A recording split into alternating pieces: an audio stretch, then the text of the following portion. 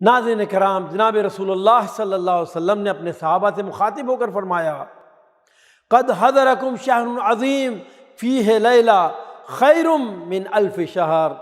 فرمایا لوگو، تمہارے پاس ایک ایسا مہینہ آیا ہے جو بڑی عظمت والا ہے۔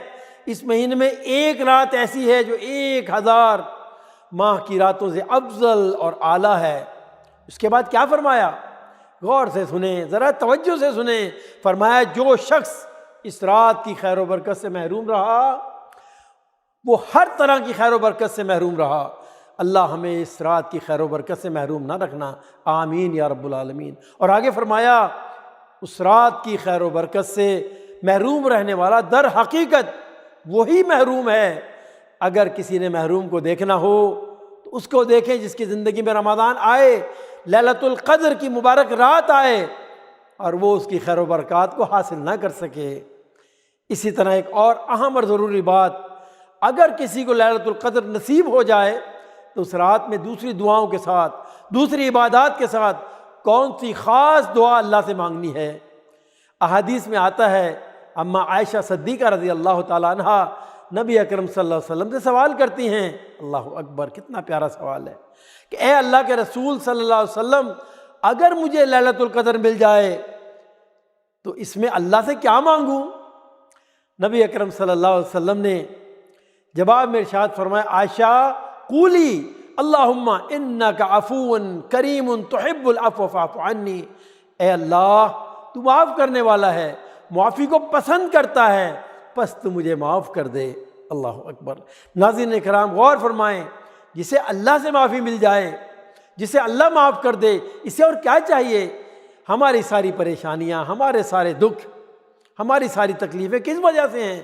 گناہوں کی کثرت کی وجہ سے۔ جب اللہ تعالیٰ گناہ معاف کر دیں گے تو پھر کوئی پریشانی باقی رہے گی کیا؟ کوئی غم، کوئی دکھ، پریشانی باقی نہیں رہے گی، سب ختم ہو جائیں گی۔ ناظرین کرام، یہ عظمت والی رات، یہ شب قدر امت محمد صلی اللہ علیہ وسلم کے نصیب میں کیسے آئی؟ احادیث میں آتا ہے، جسے امام رازی رحمہ اللہ تعالیٰ نے حضرت مجاہد کے حوالے سے نقل کیا ہے کہ حضور اکرم صلی اللہ علیہ وسلم اپنے صحابہ کے ساتھ تشریف فرما تھے اور سابقہ امتوں اور ان کی عبادات کا ذکر ہو رہا تھا۔ چنانچہ رسول اکرم صلی اللہ علیہ وسلم نے ارشاد فرمایا، سنو، بنی اسرائیل میں 4 ایسے پیغمبر بھی گزرے ہیں جنہوں نے اللہ کی راہ میں مسلسل 80 سال تک جہاد کیا۔ یہ بات سن کر صحابہ کچھ غمگین ہو جاتے ہیں، اداس ہو جاتے ہیں، عرض کرنے لگتے ہیں، یا رسول اللہ صلی اللہ علیہ وسلم، ہم کیا کریں؟ ہم یہ عظیم الشان اعمال کیسے حاصل کر سکتے ہیں؟ ہماری تو عمریں بھی 80 سال تک نہیں پہنچ پاتی۔ چنانچہ ابھی یہ مبارک مجلس اپنے اختتام کو نہیں پہنچی تھی کہ جبریل امی اللہ کی طرف سے تشریف لائے اور یہ خوشخبری سنائی، انا انزلناہ فی لیلۃ القدر وما ادراک ما لیلۃ القدر لیلۃ القدر خیر من الف شہر۔ اللہ اکبر۔ فرمایا میرے حبیب، میں جانتا ہوں میں نے آپ کی امت کو بہت تھوڑا وقت دیا ہے، لیکن ہم ایک رات ایسی دے رہے ہیں، یعنی لیلۃ القدر۔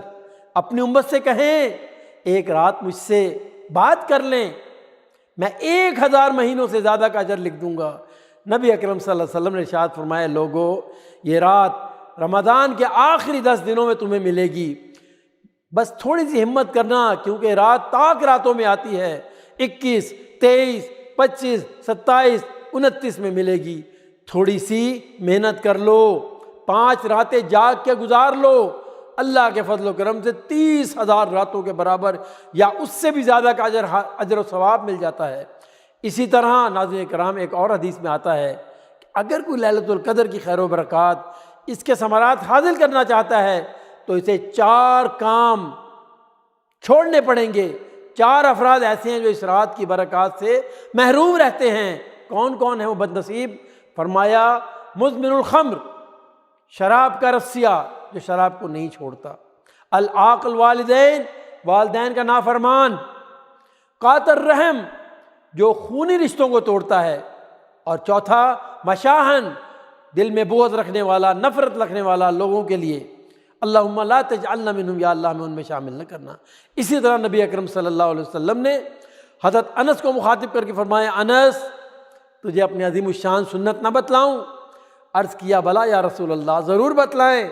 چنانچہ ارشاد فرمایا اے میرے بیٹے انس، اپنے دل کو تمام لوگوں کے بغض سے، نفرت سے صاف کر دے، یہ میری عظیم الشان سنت ہے۔ اور حضور اکرم صلی اللہ علیہ وسلم کی کتنی سنتیں ہیں، بے شمار، جنہیں گنا بھی نہیں جا سکتا۔ داڑھی آپ کی سنت ہے، ٹوپی آپ کی سنت ہے، کھانا کھانے کا انداز آپ کی سنت ہے، کپڑے پہننے کا طریقہ آپ کی سنت ہے۔ فرمایا یہ میری عظیم الشان سنت ہے کہ اپنے دل کو لوگوں کے بغض سے، لوگوں کی نفرت سے پاک کر دے، اس کے بدلے میں جو بھی یہ عمل کرے گا اسے عزت ملے گی۔ کون فرما رہا ہے؟ وہ فرما رہے ہیں جن کی ہر بات شک و شبہ سے بالا تر ہے۔